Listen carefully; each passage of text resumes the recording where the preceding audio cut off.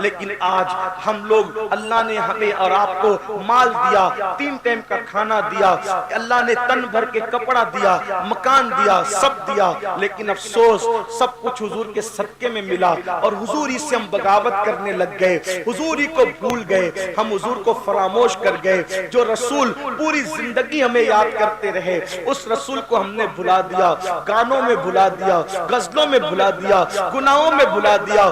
آج اگر کوئی مسلمان جوان زنا کے اڈے پر ہے تو وہ کسی کو کا دل دکھائے نہ دکھائے، وہ اپنے نبی کا دل دکھا رہا ہے۔ اگر آج مسلمان شراب پی رہا ہے، وہ کسی کو تکلیف پہنچائے نہ پہنچائے، وہ رسول اللہ کے دل پہ نشتر لگا رہا ہے۔ اگر کوئی مسلمان داڑھی منڈا کر گٹر میں پھینکوا رہا ہے تو وہ کسی کا دل دکھائے نہ دکھائے، وہ اپنے نبی کا دل دکھا رہا ہے۔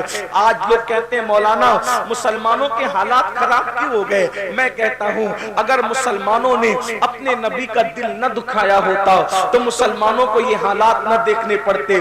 اور آج بھی میں اپنے جوانوں سے کہتا ہوں مسلمانوں آج بھی اپنے نبی سے معافی مانگ لو، اپنے اللہ کی بارگاہ میں توبہ کر لو اور اتنا عہد کر لو کہ میں کبھی اپنے نبی کا دل نہیں دکھاؤں گا۔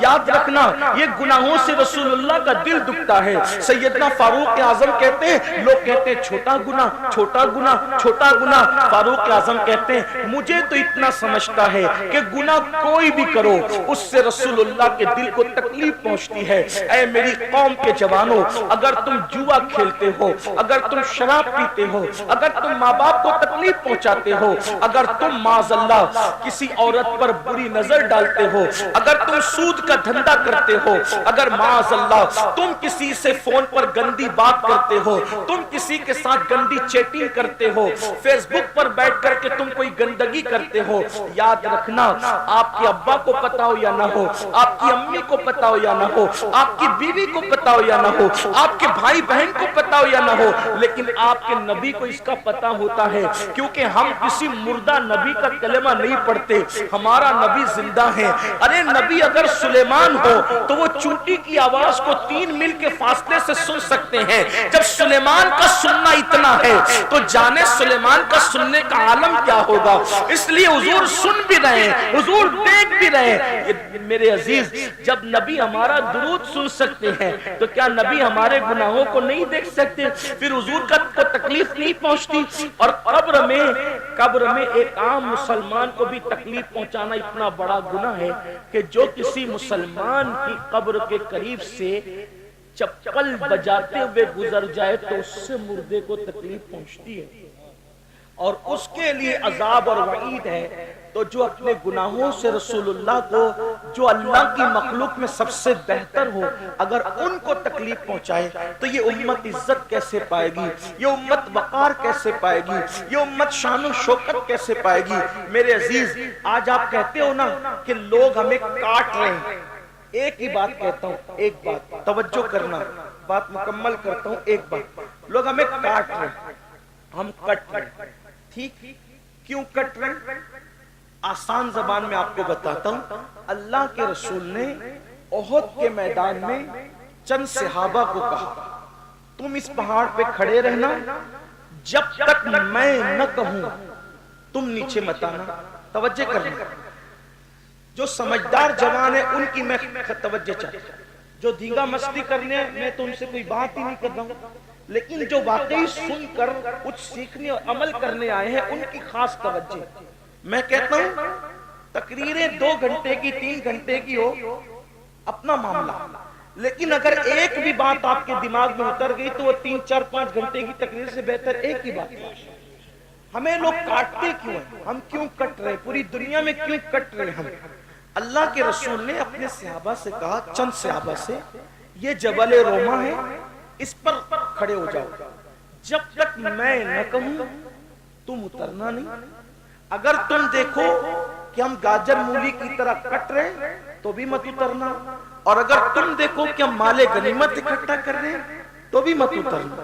ٹھیک؟ احد کی جنگ شروع ہوئی، تھوڑی دیر میں مسلمانوں نے کافروں کے ایسے چھکے چھڑائے کہ وہ سر پہ پیر رکھ کے سرپٹ بھاگے، اپنی عورتوں کو، اپنا مال، اپنے اونٹنی، اپنی سواری سب چھوڑ کے بھاگے۔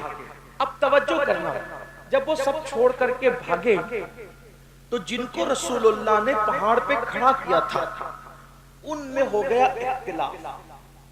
کچھ نے کہا کہ نیچے اترو، جنگ ختم ہو گئی. کچھ نے کہا اللہ کے رسول نے جب منع کیا کہ جب تک میں نہ کہوں نیچے مت اترنا، تو انہوں نے کیا کہا؟ حضور نے یہ میں نہ کہوں کی بات جب تک جنگ جاری ہے تب تک کے لیے کہا تھا. جنگ ختم ہو گئی، اب اوپر رکنے کا مطلب کیا؟ تو دوسرے گروپ نے کہا، کیا کہا کہ بھئی جنگ جاری اور جنگ ختم سے ہم کو کوئی مطلب نہیں. جب ہمارے نبی نے کہہ دیا کہ جب تک میں نہ کہوں نیچے مت آنا تو ہم نہیں جائیں گے. انہوں نے کہا یہ حکم صرف جنگ تک تھا، جنگ ختم ہو چکی ہے. یعنی وہ گناہ بھی نہیں ہے، وہ خطا بھی نہیں ہے ان کی، مگر ان کو حضور کا قول سمجھنے میں کچھ مغالطہ ہوا، اتنا ہی کہہ سکتے ہیں. نہ وہ گناہ ہے نہ خطا ہے. اور پھر ان کی بڑی تعداد نیچے آ گئی جن کو رسول اللہ نے کہا تھا پہاڑ سے مت اترنا، مگر ان کی بڑی تعداد نیچے آ گئی. اور ایک چھوٹی سی تعداد انہوں نے کہا جب تک حضور نہیں کہیں گے ہم یہی رہیں گے. کیا ہوا؟ جو بھاگ رہے تھے سرپٹ، سروں پہ پیر رکھ کر کے، وہ بیویاں چھوڑ کے، اونٹنیاں چھوڑ کے، گھوڑے چھوڑ کے جو بھاگ رہے تھے، انہوں نے جب وہ پہاڑ خالی دیکھا پلٹ کے حملہ کر دیا. اور جب پلٹ کے حملہ کیا تو احد کے میدان میں 70 مسلمان شہید ہوئے. کتنے مسلمان کٹے؟ 70. امیر حمزہ، مصعب بن عمیر، عبداللہ ابن جہش، حضرت شماس، حضرت حنزلہ، حضرت اسود. کتنے؟ 70 صحابہ. اور ان میں سے کسی کا کلیجہ نکال کے چبایا گیا، کسی کے کان کاٹے گئے، کسی کی ناک کاٹی گئی. آپ مجھے بتائیں اگر 15-20 صحابہ صرف رسول اللہ کے فرمان کو سمجھنے میں مغالطہ ہو جائے، بہت احتیاط سے بات کر رہا ہوں میرے مسلک کی رعایت کرتے ہوئے، کیونکہ میرا پورا مسلک مسلک ادب ہے اور میرے نبی کے ہر صحابی کا احترام ہم پہ فرض ہے، اس لیے توجہ کرنا. 15-20 اصحاب رسول فرمان رسالت کے سمجھنے میں اگر کچھ ذہن میں عجیب سا معاملہ ہو جائے اور حضور نے کہا مت اترنا اور وہ اتر جائیں، تو کتنے لوگ کٹتے ہیں، کتنے لوگوں کا خون بہتا ہے، کتنی فیملیاں اجڑتی ہیں، کتنے گھروں کے بچے یتیم ہوتے ہیں؟ 70. اگر ایک فرمان پر 15-20 لوگ عمل نہ کرے تو 70 گردنیں کٹتی ہیں.